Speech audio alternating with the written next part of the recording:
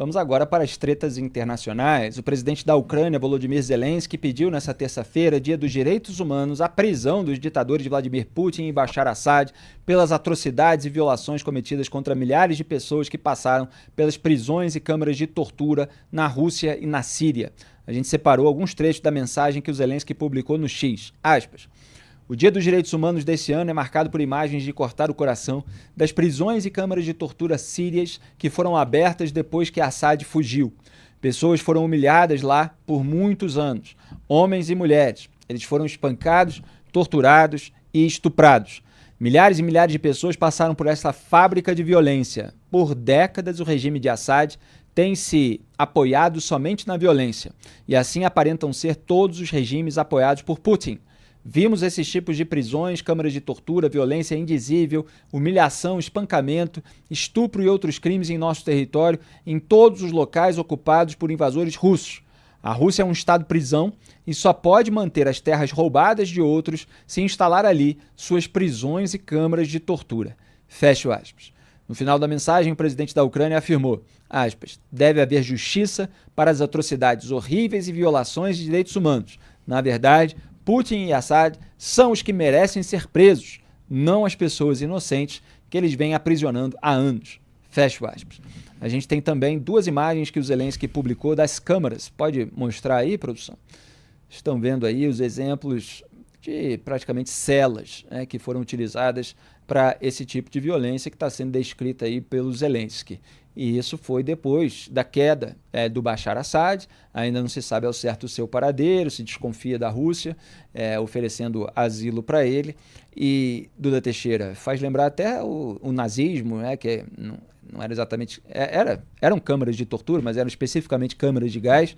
Muitas das atrocidades cometidas pelos nazistas também foram descobertas depois da queda de Hitler, depois que se foi ver o que estava sendo feito nos campos de concentração. E agora, depois da queda do Assad, se descobriu muita coisa, ainda provavelmente vai vir muita atrocidade à tona.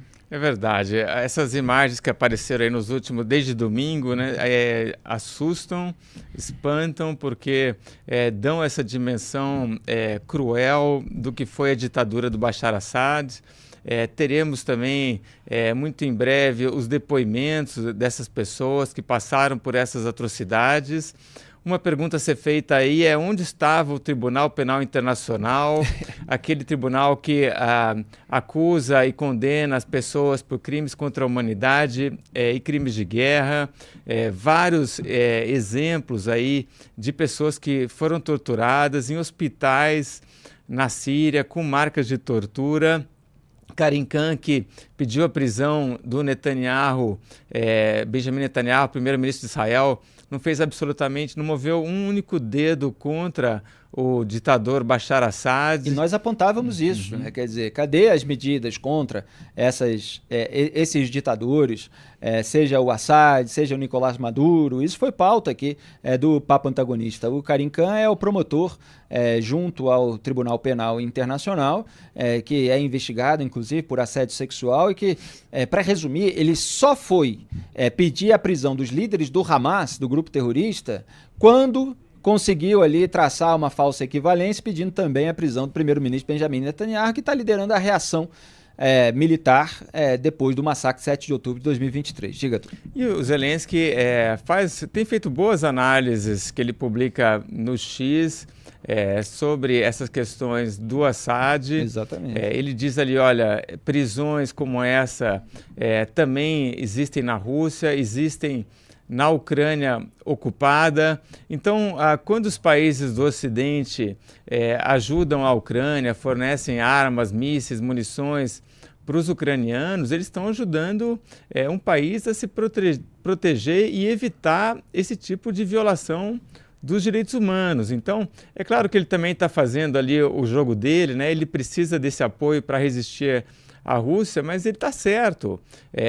Na Rússia ele não tem nenhum respeito aos direitos humanos, principalmente nessas regiões que foram invadidas pelas Forças Armadas do Vladimir Putin. Está falando a verdade, está registrando aí a realidade como ela é. E precisa ser dito, ainda mais por ele, que governa um país que foi invadido, que está sendo atacado, que está sob ameaça de eliminação, de conquista pelos inimigos do país, que arrumaram uma alegação falsa, enganaram a população inteira que vive numa bolha de desinformação para fingir que seria alvo de um ataque iminente e precisava agir por antecipação. Enfim, forjaram uma série de alegações para invadir outro país e tentar retomar, tentar reconstruir o velho Império Russo, como apontou o ministro das Relações Exteriores da Polônia naquela reunião da OSCE para o representante russo. Nós sabemos o que vocês estão fazendo, vocês querem reerguer o Império Russo, nós não vamos permitir, nós vamos atuar a cada centímetro aí para resistir. E as Forças de Defesa de Israel, as FDI, afirmaram ter destruído a maior parte das forças militares do exército da Síria em apenas 2 dias desde que o regime de Bashar Assad caiu. Os esforços de Israel ocorrem para evitar que o aparato militar sírio fique sob controle de países como o Irã ou de grupos terroristas ligados ao Hezbollah. Os militares estimam ter eliminado 80% das capacidades militares das Forças Armadas. Vamos assistir ao vídeo publicado pelas FDI.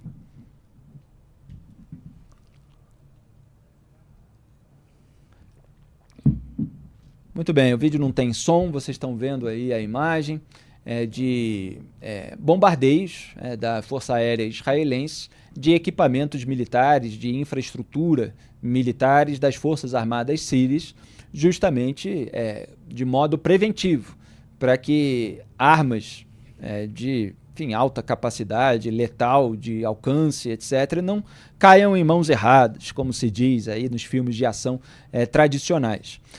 Duda Teixeira. O HTS, o grupo que é o principal, né, que assumiu, tomou Damasco no domingo, tem uma retórica anti-israelense. Então, é claro que se tiver um novo governo e o HTS tiver uma boa participação, existe o risco, sim, de que o próximo governo também tome uma postura contra Israel, e Israel precisa se precaver.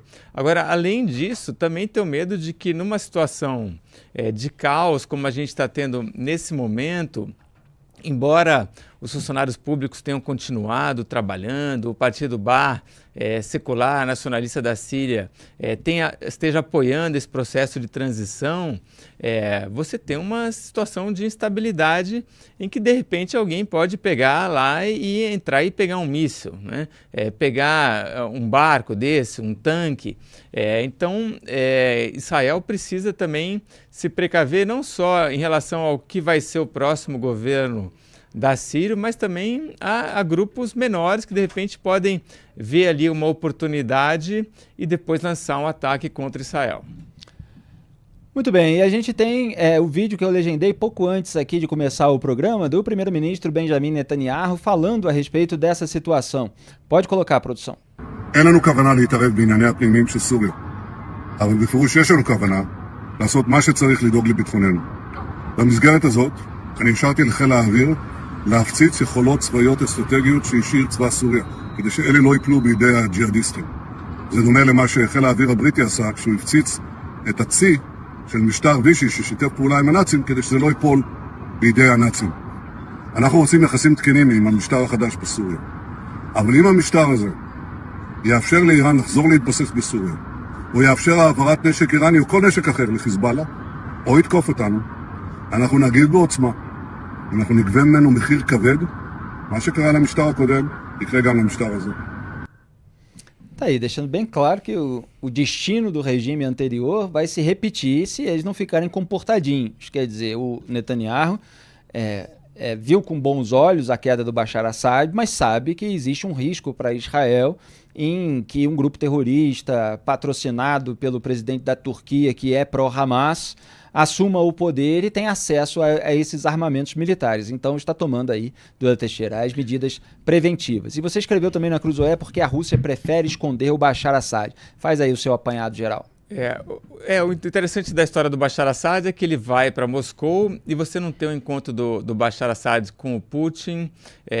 Isso é anunciado ali como uma questão de razão humanitária, o que não faz muito sentido. O Bashar Assad, a família Assad tem entre $1 bilhão e $2 bilhões em patrimônio, dinheiro muito que vem das empresas da Síria, que está na Rússia, ou está em Hong Kong, ou em paraísos fiscais.